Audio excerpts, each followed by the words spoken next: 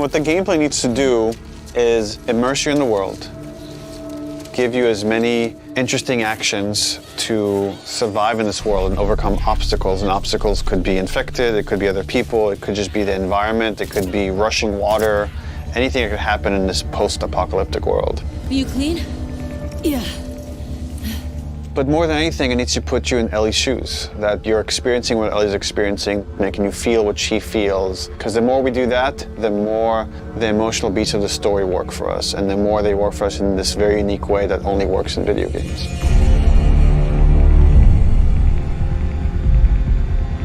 The gameplay philosophy of The Last of Us Part 2 is putting you in the shoes of Ellie and everything that that means. It means giving you a threat constantly, as this world has. It means giving you the hard choices. Because this game takes place in such a hostile universe and our characters are pushed to do really difficult things, we want to put you in alignment with those choices. We want you to understand how hard certain decisions were for these characters, because they're hard for you. I would say the overarching philosophy of how we approached designing the game mechanically is how can we take things to the next level. Everything kind of comes out of the story. And how do we do it through systems? So one is you have to feel the pressure of survival. Survive by the skin of my teeth. How do I use all the scrap around me? Any kind of bullet, any kind of rag, any kind of bottle of alcohol. How do we give you that sense of being a survivor in this world?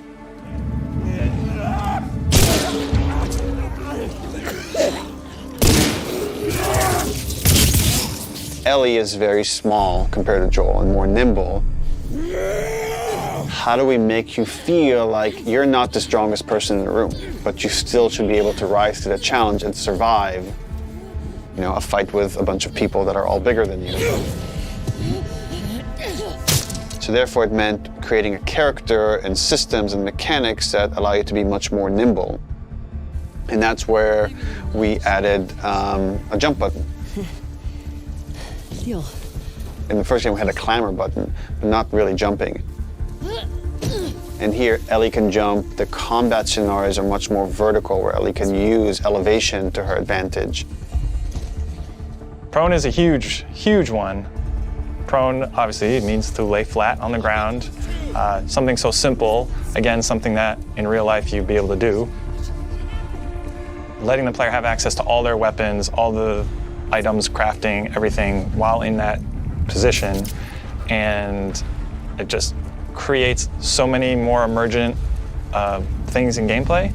Now that we have this other state that the player could be in, which are very low to the ground, how else can we use this other than just hiding in vegetation? We're like, well, there's a lot of man-made things or different structures that have collapsed that allow just enough space for you to crawl under, and which means that now, as enemies are looking for you, you can crawl under things and hide, and it's just one more way to assess your environment and use it to Ellie's advantage.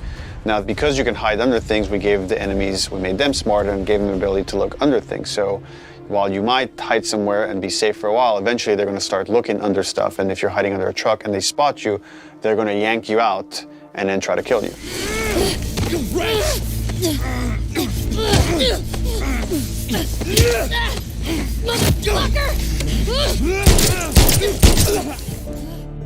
Dodging is a big one, because now with dodge, anytime you're in a scuffle, you have a chance to get away. You have a chance to counterattack. It lets escape be an option as well. Sometimes you just gotta run. And that is another part of this world, which is sometimes the threat is so overpowering that you just have to get away.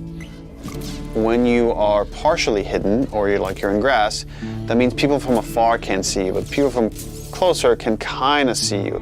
They will eventually acquire you. You're not completely hidden when you're in grass. She went into the grass. Watch yourself. And it makes you as a player become much more aware of your surroundings. Jump, prone, dodge, all these things feed into both exploration and combat. because it lets us expand the space. The size of spaces can be bigger, the intricacy of spaces can be more complex, and it still works exactly as you would expect. So when it came to our level design, we really wanted to challenge ourselves to make a world that really felt like a real space as much as we possibly could, and didn't feel like a series of combat encounters and exploration spaces and then combat encounters that felt like a hall of horrors or something, but something that really felt like a space that you could explore that seemed like a legitimate urban environment.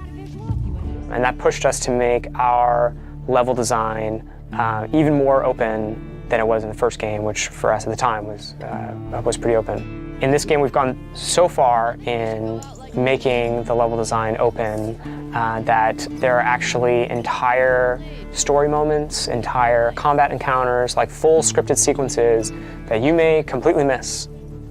And there are things that we feel like, even though a portion of our player base may never see these things, the fact that when you do encounter them, you feel like you discovered them, it lends them this charm and this magic that I think is unique to games, that, you know, this happened to me because of what I did and what the place I explored to. Crafting is very much about a payoff to exploration, meaning that when you enter new spaces, you want to look around for supplies. You want to open drawers and cabinets and look for different things that will allow you to craft either items that can help you heal, items that can help you attack multiple enemies at once, such as the Molotov or the landmine that Ellie can craft. Items that can help augment your weapons, like a silencer for her pistol, or craft new kinds of ammo. It also gives us tons of interesting gameplay choices and overlaps that you can do at any moment and on the fly. We try to be a game that wants you to make a lot of different decisions in combat as possible. And the way that we've expanded the recipe roster and all of the recipes and how they interact with each other is carefully chosen for the different ingredients, and making sure that you always have these interesting decisions to make. We put a much stronger emphasis on the importance of the choices you make in the long term for your character. It'll be useful. Through the weapon upgrade system, through the player upgrade system, there aren't enough resources in a single playthrough to fully upgrade your character. The choices that you make, you're going to have to live with, and we wanted to make sure that all of the choices that you made had a really noticeable and tangible effect on the way that you play.